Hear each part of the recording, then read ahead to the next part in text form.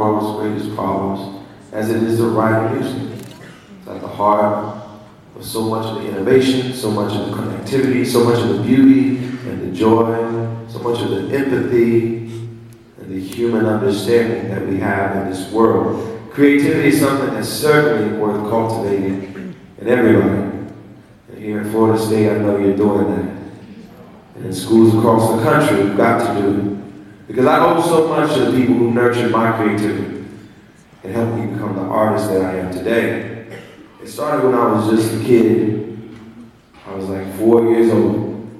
I begged my parents to put me in piano lessons at our local music store. And I was so small that my feet couldn't even reach the pedals at the base of the piano. But we had a piano at my house and I was dying to figure out how to play it. So once I had grown into it a little more, my grandmother, who was our church organist, she started to show me how to play some gospel music. And pretty soon I was playing and singing in the church choir. And at the time, I didn't even know I had the privilege to do this for a living. But I knew that I loved the feeling of being on stage, being in front of a crowd, feeling the love, people appreciating what I did. That feeling is pretty awesome. Actually, it can be quite addictive, as you might imagine.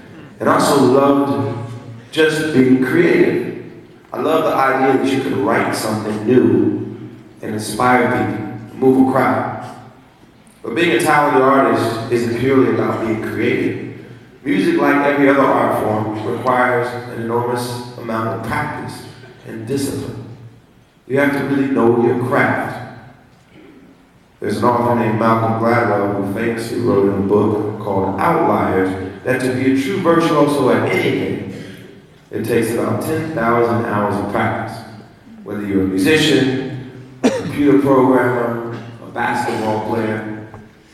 Now you may not need exactly 10,000 hours to be very good at music. I don't even know if I logged that much time myself.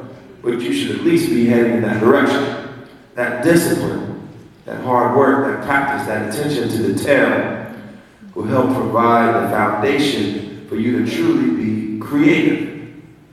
My own creativity wasn't developed only through piano lessons though.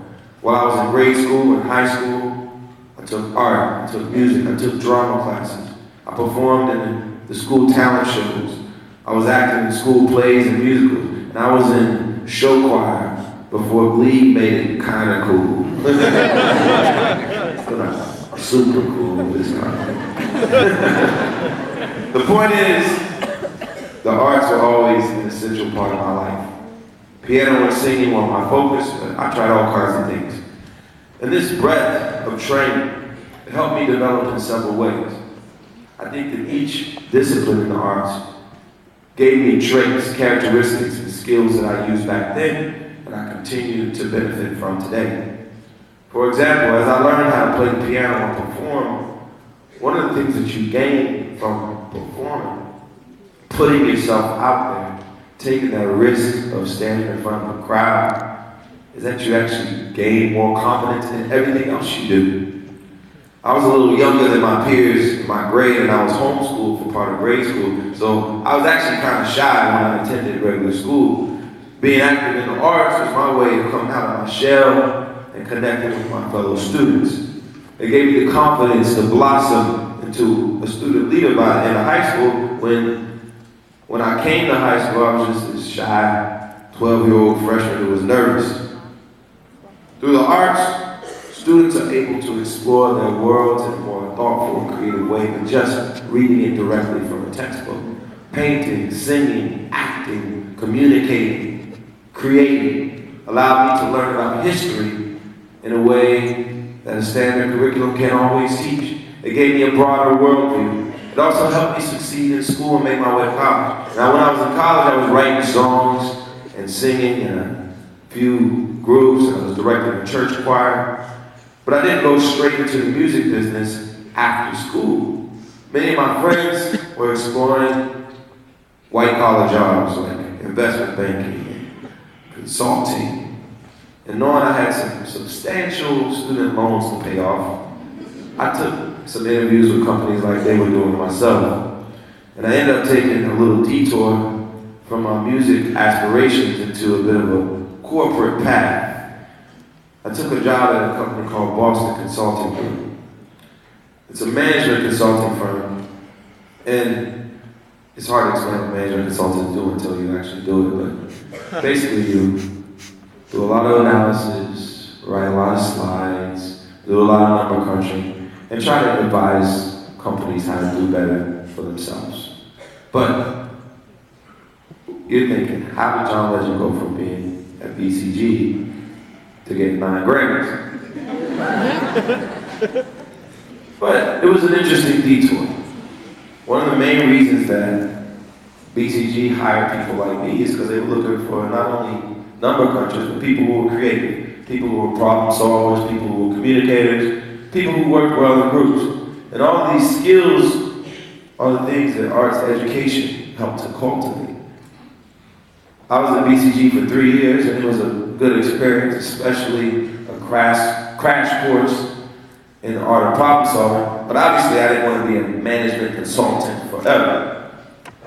I left BCG after a few years, and I decided to follow my heart and took the leap to becoming a full-time musician.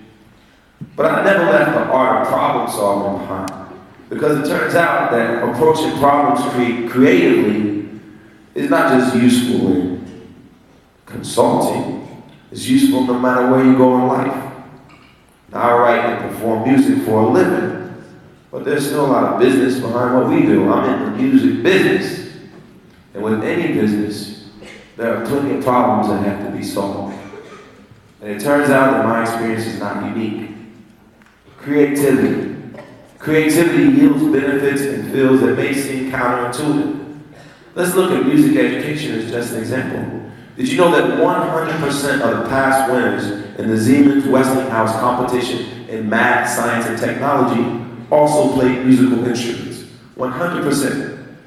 Did you know that schools with music programs have a higher graduation rate than those without? 90% versus 73%. Did you know that high school music students score 57 points higher on their SAT verbals and 41 points higher on their math than their peers that don't take music classes? Creativity, the arts, so important to everything you do.